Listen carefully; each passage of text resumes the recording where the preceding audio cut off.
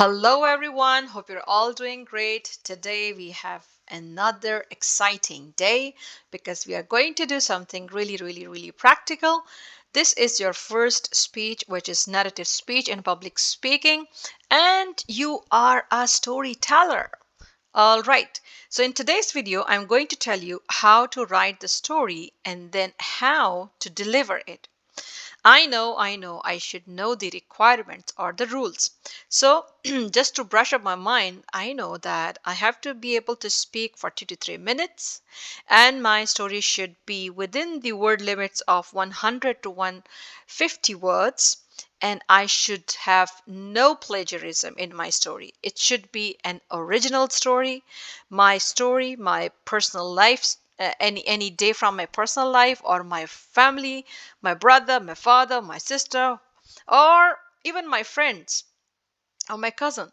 The point is, I should give a very genuine story. Okay, in the grading criteria, what do I have to consider is my eye contact. It should be evenly to all my audience. I should see everyone. Okay, my facial expressions. I should be going with the tone of what I'm saying. If it's something related to excitement, my facial expressions should be showing that excitement from my face. If it is something serious, I should be able to express it on my face. Coming to third, it's I will let you know later on why this is red and why these are black. Okay, posture, the way I stand, how I am standing, it should be focused. I shouldn't be running here and there. So it's good for me to stand in a focused way and a little bit with my movement towards my right and my left, which is possible, and it should appear natural, not the way I am planning to now I should walk. No, it should come naturally. I should be talking and also showing a kind of tilting towards my right or the left, depending on the audience, how they are sitting.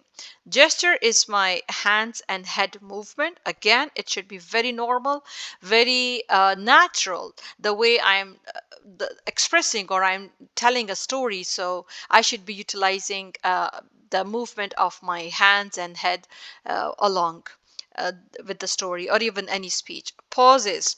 I always say to my students that the pauses are very interesting part of anyone's speech because it is increasing the curiosity of the audience to listen, to wait for what's coming. But it's like a flash, like very quick. You plan it for a few seconds or nanoseconds. So make sure that your pauses are planned pauses. For instance, do you know what happened next? And then you stop. I saw, like that. So this, do you know what happened next? I saw. So in that small bit of a time, you have created the curiosity of the listener that what happened next. Okay, tone, it is expressing your emotions, your feelings. Believe me, the one who has the capability of expressing uh, their feelings with the quality of good tone, it's a skill. Then they should be happy that they are the great speakers. Tone is very important because it adds into your emotion. You cannot say, I'm happy. This is not showing any happiness. I'm happy today. I'm excited. I'm excited. This is no excitement. I am excited. Like that. Intonation, rising and falling of your voice. It should also be very naturally going with what you are talking about. Pace is the speed. Students usually do what? They know that they have 2 to 3 minutes, and especially when it is your first speech, students are really nervous and they are talking like in a speed of a Ferrari. Bup, bup, bup, bup, bup, bup, bup, bup. And I say, hey, you have finished your speech in 40 seconds. Teacher, I finished it. Yeah, the finishing was not the only outcome. You should be sure that we are able to hear what you're saying. So practice a lot in front of the mirror, practice in front of your family members, even if they are laughing at you, no worries, your friends. Gather an audience and let them listen to you. It would help increasing your pace quality. Grammar and words formation, I always say to my students, go for Grammarly. It's a software, free software. It's good. But don't blindly, believe on everything that comes in machine. Human mind can identify whether you really need that, because there are options, and sometimes it makes very good, sentences for you. Good, but sometimes it gives you a word which you don't really want to use in your sentence, or it changes the meaning. So be careful with that. Pronunciation, your audibility. You are standing in front of audience. Look at the room size. I always say to my students, look at the room size, and I sit at the last end of the class so that I may be able to hear them, see them, watch them from a distance. Okay, and I tell them, if I'm not able to listen you here in a proper way, it means you need to increase your audibility. So make sure you are very clearly audible. But how you can practice that, because sometimes students, they have done a lot of practice in front of their family members, but when they go to the classrooms, and if the classrooms or the halls are bigger, then they get confused, like, we practiced a lot at home and we were fine at home. What's the problem? Why we are not audible here in this room, or big classrooms or halls? The thing is, like, you practice at home, but that's not the only place you should practice, right? So sometimes, even before the coming of the teacher, or if you have the opportunity to go to a class, or when there is a break time between one class and another, ask your friends to be seated at the end of the class, and you stand up and make sure that your friend should give you a very sincere feedback. Are you audible or not? Because that is your actual platform to speak, not the home room size, okay, which is usually not as big as the classes or the halls. 12 time within 3 minutes, and you will be getting 1 mark for if you speak for 1.5. Okay, why all of these are, some of them are red? Because these are those areas where mostly all the students have to work a lot. The girls are looking mostly to the girl side, because why shall we look at the boys side? And the boys are sometimes even moving, turning towards the boys side, and they are not looking to the girl side when they come to look towards the girl side, because I show it to them with my gestures behind, like, like, you have to look at the girl side also. So why do they do? They start to look at the windows, which is also good, but at least you are moving your head to see around, right? Facial expressions, this is something I would say that you have to work a lot. Do practice at home making faces. Believe me, you have to practice making faces of happiness.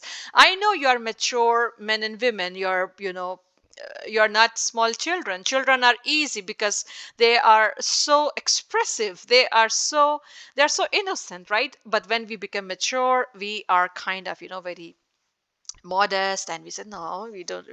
No, when you are talking about speaking, you should be magical only with the different facial expressions. So practice at home the faces of what, yes. So you should show these expressions. This is the area where our students mostly have to work for. You will laugh a lot, you will enjoy a lot, because they will say, what are you doing? It's important. Tone, again, it is related to emotions, and I already have described how you should say, no, I can't do that. So rather than saying, no, I can't do that, then don't nag with the teachers if they cannot give you good score for tone, or your expressions. They cannot, because you are not going with the requirement of the criteria, isn't it? So yes, we can do it. So that yes, it has a feeling. It comes with the emotions, right? So you are excited about something, you're really ambitious about something. I say ambitious. Ambitious means what? Show me through your expressions, through your tone.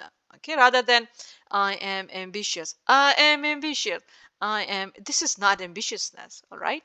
Now, coming to the grammar, take your responsibility. Please brush up your grammar, and I already have prepared simple videos for the students to learn grammar, and I'm practically making sentences, and they should improve their grammar, because at this age, this time of your classes, you are not attending grammar classes, right? So better improve it side by side whenever you have time. So okay, go watch those videos and you can improve, or any other open education resources that are helpful to you. Audibility, I spoke a lot about it. Now coming back to the tone, emotion, feelings, right? So I really want to emphasize on this. This is the key of any speaker's effective speaking skills. If you are not able to express good emotions, I'm not talking about goodness means positive emotion. No, whatever kind of emotions are required as per the intention of your speech, it should be reflecting through your performance. You should be showing it. Okay, so let's practice some of them and be with me when I do that. Be with me, right? Now, as in English, when we are saying emotions, okay, how to express emotion? Now, they go with different languages in different ways. So, for instance, we don't say alas, because English is not our first language. So we say, oh, this is natural to anyone, I guess. When you listen to some sad information or sad news, oh, really? So that's okay. Or, I don't know about other languages, but we don't say alas, we don't say I'm sad. No, some of the expressions are, I would say, standardized among the world. So they are common. So I brought you some of them and let's practice them. When you have to express surprise, you say, oh gosh. Or you can also say, oh God. Or you can even say, oh. So let's have a start. Oh gosh. Now, if your oh gosh is like that, it's a good one.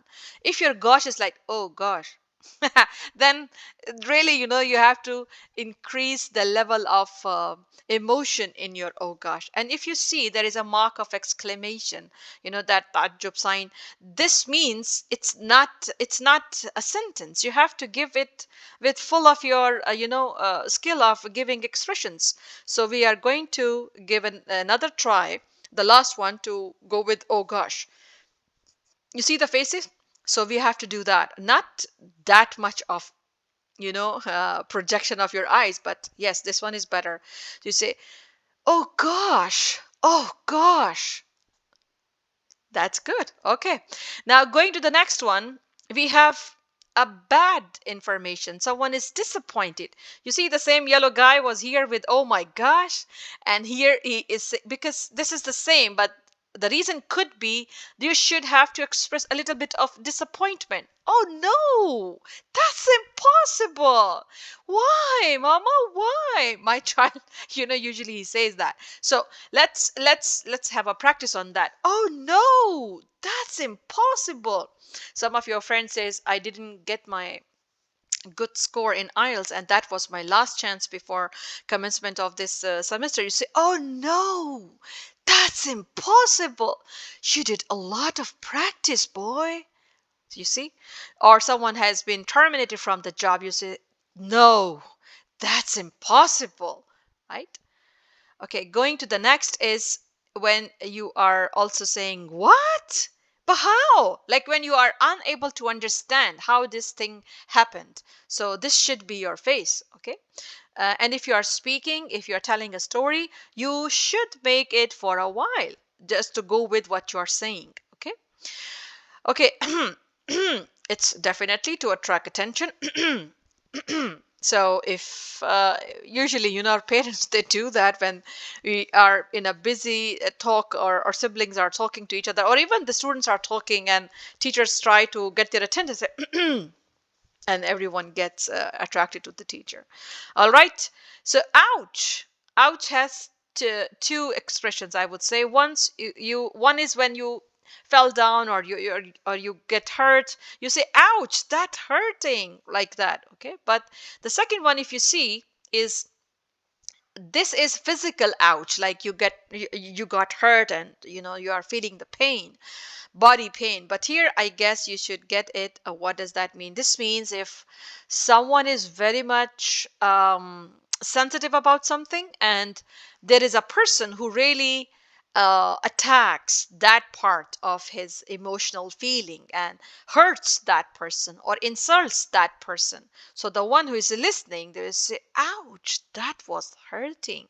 It doesn't mean physical hurt, it means psychological or emotionally that person got hurt. So you can say, ouch, he shouldn't said that. Like that. And this one, ouch, I got hurt, or ouch, this is so bad. Like this. Okay. Oh, wow. You got that job? Oh man, you wanted it so bad. So you're expressing admiration. You're expressing that you're happy for that. Oh wow, what a car. That's super cool. Okay, coming to cool, yes, there are two things. Okay, you can either say cool, like if you look at this dude, he's wearing very nice clothes, and even you can say to your friend, looking cool, right? But it also goes with approval. Yeah, you can say cool. Okay, fine, cool. We are cool. Like, are you ready for that plan? Cool. It means positive. Yes. Now, with all that expressions, we have the last one, which is Mr. Confused. If someone is not able to understand, say, huh? Uh, huh? So you make that face and you say, huh? So you are expressing confusion. All right. So the most important thing in anyone's speech is the ability to express your emotions through your through your tone or your facial expressions. Okay. Now let's get started with our story. What I did, I have taken two stories from my students who recently submitted and they presented on that. And before I go any further, I would like to have a reminder that stories are always in the past. Past tense. You don't say, my father calls me. You say, my father called me. But again, there is something like you are telling a story and you say, my father called me and he said, isn't it the time for your result now? How come? Miss Hiba said you should say past, and he is saying, isn't it the time for your result? It means you are using exactly the same words that your father said at that time after calling you, so you should put them inside quotation, kosen, inside quotations. It means you are not disturbing the flow of the story, you are not disturbing the grammar rule, you are within the domain of giving a story in past sentence, but wherever it comes to the exact words of the speaker, you are putting them in the quotation mark. So we will see it in this same story also. Okay, I'm very excited to share the story of my students. Now, it was the first one. So you must have noticed that I'm not starting with once upon a time. It's not a must. You can, no problem. But now this was my student decision. Like he started in a way that he didn't need to have once upon a time. Okay, so the story goes. After the third week of the school final exams, like any other student, I was also waiting for my marks. My family was more excited than me. Oh gosh, why they are all so excited? I thought nervously. What if I what if the score is bad? Oh boy, I was extremely worried. Muhammad, it's 2 p.m. My father called me loud from the other room. I went where my father and other family members were sitting. He asked, isn't it the time to know your score? I said, yeah, it is, father. I sent a message to the Ministry of Higher Education to receive the result. My father asked me to put the mobile in the front. After a few minutes, he shouted, here are your marks, Muhammad. I asked, can I have a look? He said, go man, hurry up, bring the calculator. I rushed to bring it and then I started to calculate my marks. First, second, then the last one, divided by all. Oh, my fingers were trembling when I was about to press the equal button. I shouted, I scored good grades in school, father. And today I'm studying in UTAS Ibri. So this is my student, Muhammad Abdullah Muhammad Ashaili, whose story was that. Now you see, I shouted, I scored good grades in my school, right? This is good. But when I also saw somewhere it was present inside. Here are your marks, Muhammad. You see, my father After a few minutes, he shouted, "Here are your marks, Muhammad. Here are, but inside the quotation marks. Then it's all right, okay? And you should put a quotation mark right after that word. From after that, you are going to take a start for that statement or that sentence that your father said, okay?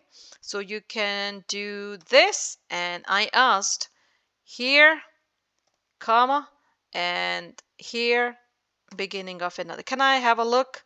And we should have a question mark here, and then removing that, and then that.